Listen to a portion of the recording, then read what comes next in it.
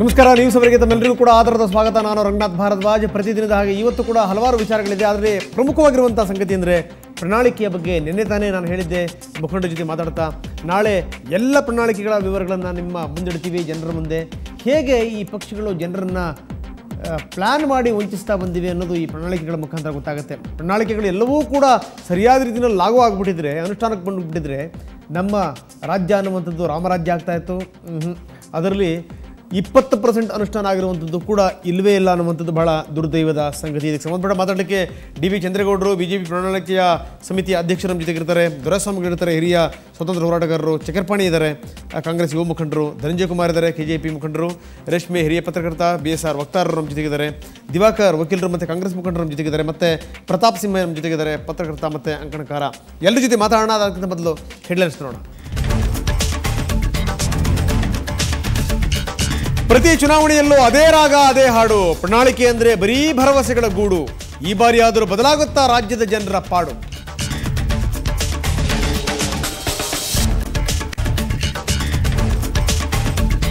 ಅಶೋಕ್ಗೆ ಸದಾನಂದ ಗೌಡ ಕೊಟ್ಟಿದ್ರಂತೆ ಚೀಟಿ, ಈಶ್ವರಪ್ಪಗೆ ಕೊಡಬೇಕಂತೆ 5 ಕೋಟಿ. ಹುಬ್ಬಳ್ಳಿಯಲ್ಲಿ ವಿಜಯ Sankeshwar paper bomb.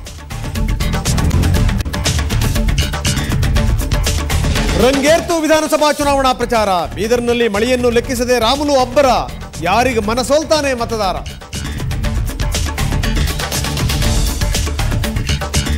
ಕಿತ್ತೂರಲ್ಲಿ Sangolli ರಾಯಣ್ಣನ campaign. ಅಪ್ಪುಗಳ ಪರ ಪ್ರಚಾರ ನಡೆಸಿದ ದರ್ಶನ್. ಮಳವಳ್ಳಿಯಲ್ಲಿ ಮಿಂಚಿದ ಸ್ಯಾಂಡಲ್ವುಡ್ ಕ್ವೀನ್.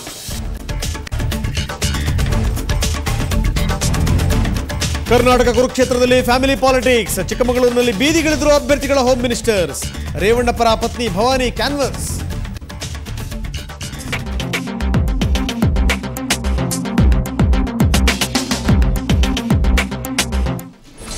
ಕರ್ನಾಟಕ ಕುರುಕ್ಷೇತ್ರ, ಸಿಕ್ಕಾಪಟ್ಟೆ ಪಾಲಿಟಿಕ್ಸ್.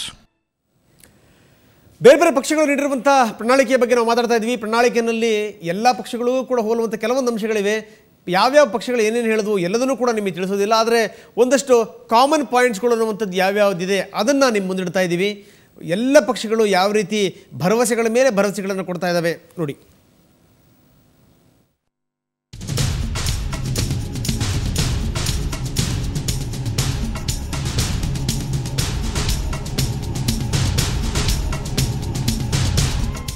ಚುನಾವಣೆ ವೇಳೆ ಎಲ್ಲ ರಾಜಕೀಯ ಪಕ್ಷಗಳು ಪ್ರಣಾಳಿಕೆ ಬಿಡುಗಡೆ ಮಾಡೋದು ಕಾಮನ್.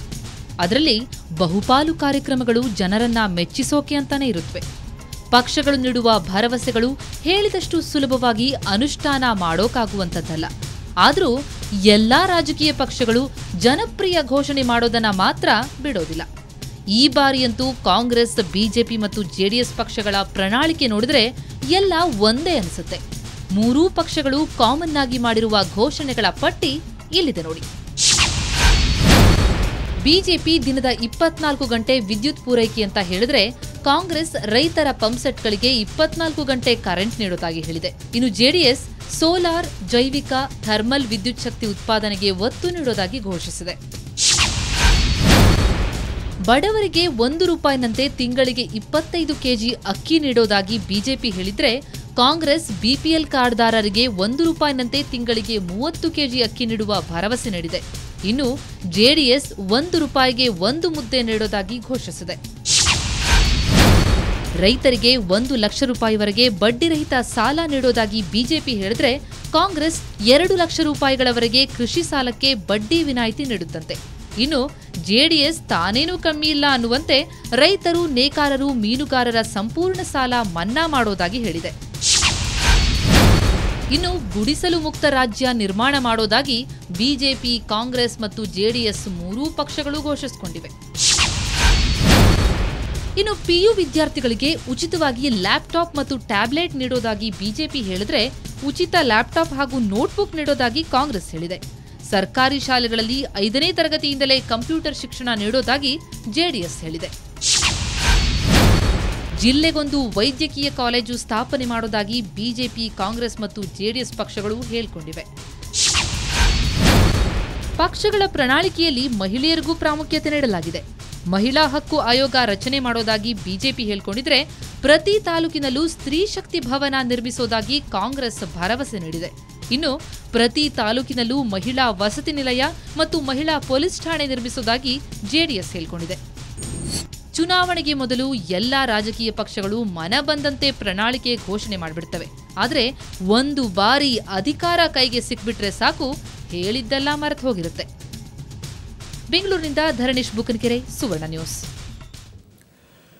ಸೊ 3 ಪಕ್ಷಗಳ ಪ್ರಣಾಳಿಕೆಯ ಅಂಶಗಳೇನು ನೋಡಿದ್ರಿ. ಬನ್ನಿ ಈಗ KJPಯ ಅಂಶಗಳೇನೇನು ಒಂದಷ್ಟು ಗ್ರಾಫಿಕ್ಸ್ ಮುಖಾಂತರ ನಾವು ಸಂಕ್ಷಿಪ್ತವಾಗಿ ನಿಮಗೆ ಅದನ್ನು ತೋರಿಸುವಂಥ ಒಂದು ಪ್ರಯತ್ನ ಮಾಡ್ತಾ ಇದ್ದೀವಿ. 65 ವರ್ಷ ದಾಟದಂಥ ರೈತರಿಗೆ 500 ರೂಪಾಯಿ ಮಾಶಾಸನ, ರೈತರ ಪಂಪ್ ಸೆಟ್ಗೆ ಉಚಿತ ವಿದ್ಯುತ್, ಮೀನುಗಾರರು ನೇಕಾರರ ಸಾಲ ಮನ್ನಾ, ಭಾಗ್ಯಲಕ್ಷ್ಮಿ ಸಂಧ್ಯಾ ಸುರಕ್ಷಾ ಯೋಜನೆ ವಿಸ್ತರಣೆ, ಅಲ್ಪಸಂಖ್ಯಾತರ ಅಭಿವೃದ್ಧಿಗೆ 200 ಕೋಟಿ ರೂಪಾಯಿ, SC/ST ಅಭಿವೃದ್ಧಿಗೆ ಬಜೆಟ್ನಲ್ಲಿ 5,000 ಕೋಟಿ ರೂಪಾಯಿ ಮೀಸಲು, ಎಲ್ಲ ಮಠ ಮಂದಿರ, ಚರ್ಚ್, ಧಾರ್ಮಿಕ ಕೇಂದ್ರಗಳಿಗೆ ಅನುದಾನ.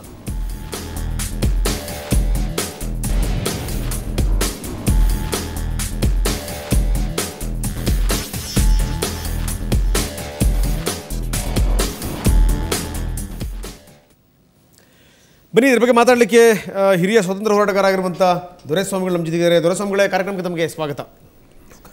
ಮತ್ತೊಬ್ಬರು ಚಕ್ರಪಾಣಿ, ಕಾಂಗ್ರೆಸ್ ಯುವ ಮುಖಂಡರು, ಚಕ್ರಪಾಣಿ, ತಮಗೂ ಕೂಡ ಕಾರ್ಯಕ್ರಮಕ್ಕೆ ಸ್ವಾಗತ. ಮತ್ತೊಬ್ಬರಿದ್ದಾರೆ ಧನಂಜಯ ಕುಮಾರ್, KJP ಮುಖಂಡರು, ಧನಂಜಯ ಕುಮಾರ್ಜಿ, ತಮಗೂ ಕೂಡ ಕಾರ್ಯಕ್ರಮಕ್ಕೆ ಸ್ವಾಗತ. ಮತ್ತೊಬ್ಬರಿದ್ದಾರೆ ರೇಷ್ಮೆ ಅವರು, ಹಿರಿಯ ಪತ್ರಕರ್ತರು, BSR ವಕ್ತಾರರು, ರೇಷ್ಮೆ ಅವರು, ತಮಗೂ ಕೂಡ ಕಾರ್ಯಕ್ರಮಕ್ಕೆ ಸ್ವಾಗತ. ನಾವು BSR ಅಂಶಗಳು ಏನೇನೋ ಅದನ್ನು ತೋರಿಸಿಲ್ಲ, ಆದರೆ ಅವ್ರ ಬಾಯಿಂದಲೇ ಕೇಳ್ತೀವಿ ಅದೇನು ಅನ್ನುವಂಥದ್ದನ್ನು. ದಿವಾಕರ್ ನಮ್ಮ ಜೊತೆಗೆ ಜಾಯ್ನ್ ಆಗಿದ್ದಾರೆ, ವಕೀಲರು, ಕಾಂಗ್ರೆಸ್ ಮುಖಂಡರು. ದಿವಾಕರ್ಜಿ, ತಮಗೂ ಕೂಡ ಕಾರ್ಯಕ್ರಮಕ್ಕೆ ಸ್ವಾಗತ. ಸೊ ಇನ್ನು ಪ್ರತಾಪ್ ಸಿಂಹ ಇದ್ದಾರೆ, ಪತ್ರಕರ್ತರು, ಅಂಕಣಕಾರರು. ಪ್ರತಾಪ್, ತಮಗೂ ಕೂಡ ಕಾರ್ಯಕ್ರಮಕ್ಕೆ ಸ್ವಾಗತ. BJP ಪ್ರಣಾಳಿಕೆ ಸಮಿತಿಯ ಅಧ್ಯಕ್ಷರು DB ಚಂದ್ರೇಗೌಡರು ನಮ್ಮೊಂದಿಗೆ ನೇರ ಸಂಪರ್ಕದಲ್ಲಿರ್ತಾರೆ ಅವರ ಮನೆಯಿಂದ. DB ಚಂದ್ರೇಗೌಡರೇ, ತಮಗೂ ಕೂಡ ಕಾರ್ಯಕ್ರಮಕ್ಕೆ ಸ್ವಾಗತ. ಸೊ ಎಲ್ಲರ ಜೊತೆಗೆ ನಾನು ಚರ್ಚೆಯನ್ನು ಆರಂಭ ಮಾಡ್ತೀನಿ. ಅದಕ್ಕಿಂತ ಮೊದಲು ಪುಟ್ಟ ವಿರಾಮದ ಬಳಿಕ ಚರ್ಚೆಯನ್ನು ಶುರು ಮಾಡೋಣ.